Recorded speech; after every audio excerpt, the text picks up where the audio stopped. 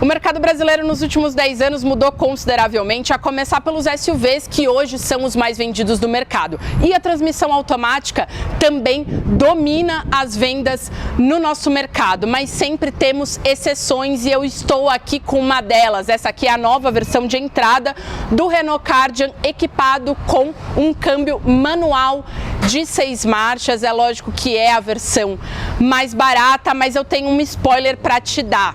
Ele é também extremamente econômico e eu vou te contar tudo sobre essa nova versão aqui. Vamos comigo?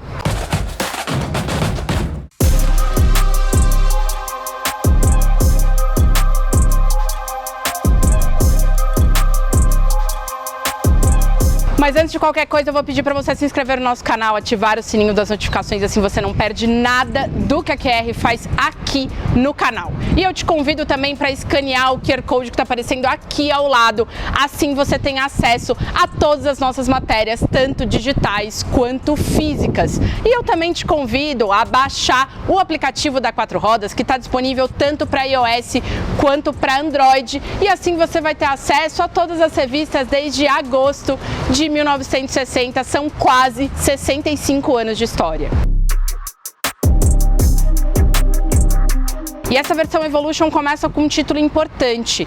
Trata-se do único SUV compacto com a combinação do motor turbo e câmbio manual do mercado brasileiro. A gente tem outros SUVs no mercado com câmbio manual, mas a combinação é com motor aspirado. Esse é o caso, por exemplo, do Basalt, do Pulse, do Duster e do Jimny.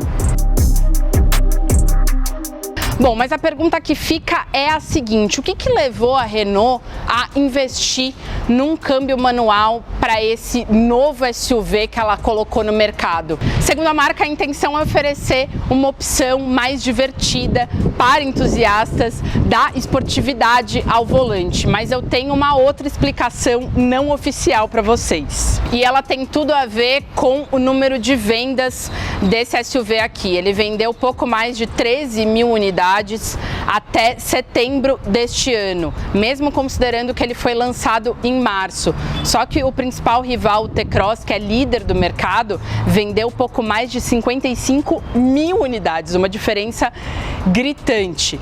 Mas essa versão mais barata aqui tem foco em venda direta, em especial para locadoras, frotistas. E a ideia é alavancar as vendas do Kardian.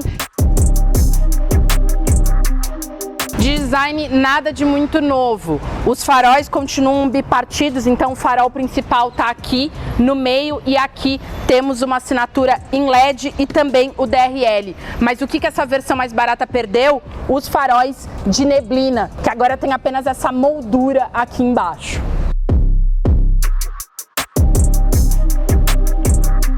Aqui na lateral, outra simplificação dessa versão mais barata. As rodas são aro 16 ao invés das rodas aro 17, que estão presentes nas versões mais caras, e elas são de aço com calotas. E ele faz jus ao nome compacto, isso porque ele tem 4,12 metros de comprimento total e de entre-eixos ele tem 2,60. Se a gente for comparar com o T-Cross, que é o SUV compacto mais vendido, o T-Cross tem 2,65. Isso faz com que ele tenha um espaço interno mais generoso que o Kardian. Vocês podem conferir no card aqui em cima que meu amigo Henrique Rodrigues mostrou tudo para vocês lá dentro e inclusive exemplificou o quanto que a cabine é mais apertada. Aqui atrás só um comentário sobre as lanternas, que são em formato de C e também trazem essa nova identidade visual da linha Renault. Nós vamos acompanhar juntos os próximos lançamentos e é evidente que lanternas com esse formato aqui sejam bem comuns. O porta-malas tem 358 litros de capacidade, é uma boa capacidade, temos a possibilidade aqui de colocar uma mala grande, 2 malas de bordo, mas é uma capacidade menor do que o principal rival, o T-Cross, que pode chegar a 420 litros de capacidade com aquele rebatimento de banco. Se você quiser verificar esse rebatimento, é só clicar no card que está aparecendo aqui em cima, que a gente também tem vídeo do T-Cross, é claro. Ainda falando aqui sobre o porta-malas, o acabamento não é dos melhores. A começar por esse tampão, que as rebarbas ficam bem evidentes, mas o que me chamou mais atenção foi esse revestimento aqui embaixo, que tem essas espumas bem aparentes, mas vamos ser justos, o T-Cross, que é um dos principais rivais, não é um exemplo também de acabamento. Agora vamos lá para dentro comigo, que eu tenho bastante coisa para te mostrar.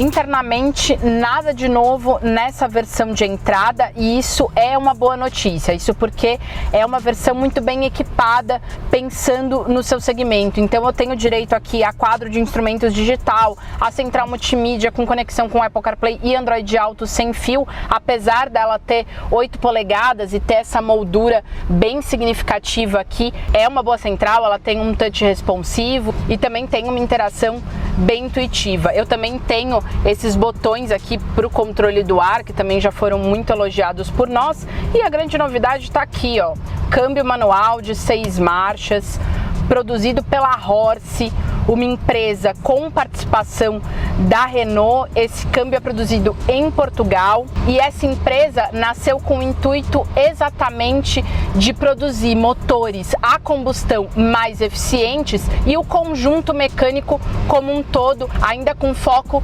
nos motores a combustão. E é claro que isso também engloba transmissões manuais como essa aqui, que equipa essa nova versão do Kardian. Eu dirigindo vou te falar um pouco sobre as relações de marcha e um pouco de como que é a ergonomia aqui e também a dinâmica no volante com esse novo conjunto mecânico por aqui. E ainda falando um pouco do quanto que essa versão aqui é equipada, ela tem 6 airbags, câmera de ré, sensor traseiro, então definitivamente é uma versão bem equipada e é por isso que ela é tão competitiva nesse mercado. E agora eu te convido a dar uma volta comigo para que eu possa te falar exatamente o que mudou aqui na dinâmica do Kardian. Vamos comigo?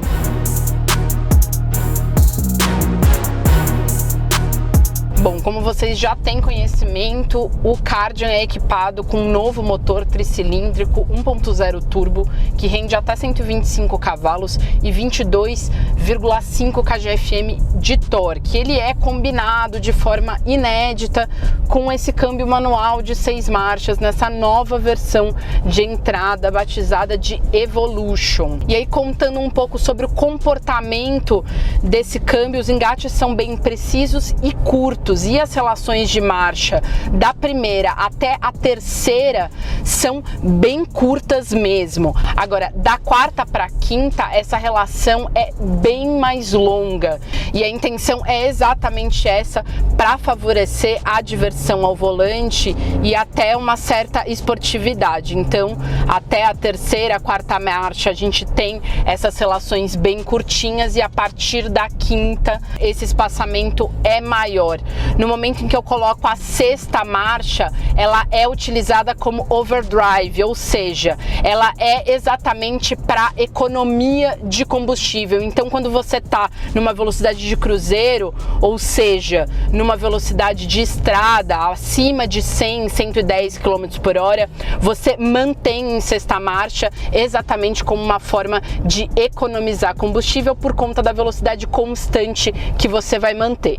E aí, para concluir essa minha impressão em relação ao conjunto mecânico, é algo muito claro para mim de que o casamento é extremamente harmonioso desse motor tricilíndrico com esse câmbio manual aqui. Você não vai passar nenhum aperto, considerando também que esse motor tem o máximo de torque entregue bem cedo, aos cerca de 2.000 giros. Então, na real, 90% do torque é entregue por volta dos 1.750 RPM. Isso faz com que eu tenha um carro muito ágil nas mãos e também a possibilidade de fazer retomadas e ultrapassagens com muita tranquilidade e naturalidade.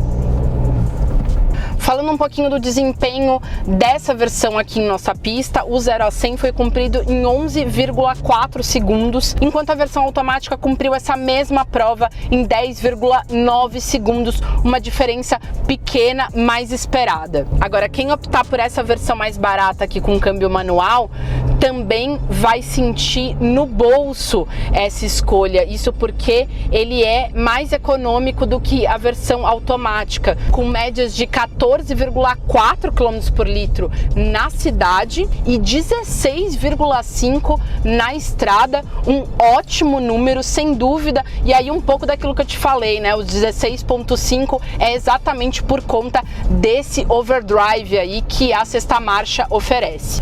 E só para você ter ideia em relação ao consumo da versão automática, que fez na nossa pista, nas nossas médias de consumo, 13,2 km por litro na cidade e 14,9 na estrada, uma diferença bem significativa. Eu prometi falar um pouquinho sobre a ergonomia e ela é elogiável principalmente pelo fato de que eu tenho um ajuste de altura e profundidade aqui do volante. Isso permite que pessoas de alturas bem distintas possam se encaixar muito bem aqui no Kardian. A posição de dirigir também é favorecida, o ponto H, que é exatamente onde a gente senta aqui, é bem elevado, então eu tenho uma posição bem agradável e além disso eu tenho também essa tela que tem um ângulo um pouquinho mais voltado para mim e isso também favorece a ergonomia e também promove uma segurança maior. A única questão aqui que favoreceria muito a diversão aqui ao dirigir é se esse volante fosse um pouco menor.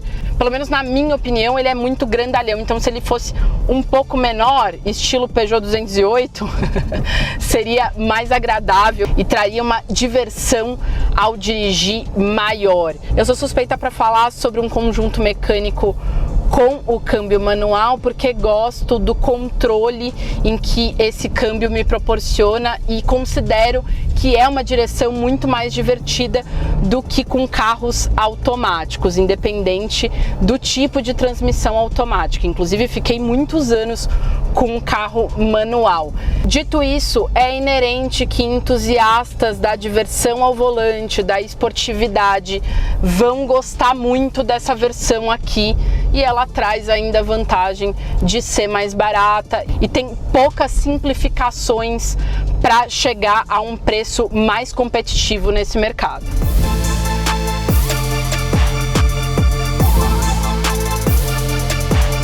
Bom, chegou a hora de falar de preço, são R$ 106.990 nessa versão de entrada. Pode parecer muito, mas ele é o SUV compacto manual mais barato do Brasil. Isso porque o Fiat Pulse, também com câmbio manual, custa R$ 107.990 e é menos equipado que o Kardian, que tem 2 airbags a mais e quadro de instrumentos digital. A gente também tem o irmão Duster, que custa mais de R$ 130 mil e apesar de ser bem maior, tem um motor 1.6 aspirado menos potente, portanto com desempenho inferior ao do Kardian. A gente também tem o Suzuki Jimny, que é um modelo de nicho, até por ser 4x4, mas custa mais de R$ 160 mil. E aí responde para nós nos comentários o que você achou dessa versão de entrada aqui. Você acha que vale investir ainda hoje num SUV com câmbio manual? Você é a favor desse prazer ao dirigir, desse controle que o câmbio manual ainda pode te oferecer? É isso, espero que tenham gostado do vídeo, peço que curtam e compartilhem com seus amigos e não deixem de conferir tudo que a Quatro Rodas faz aqui no canal e em todas as redes sociais, Instagram, Facebook e TikTok. Quatro Rodas, aqui se faz jornalismo. Um beijo!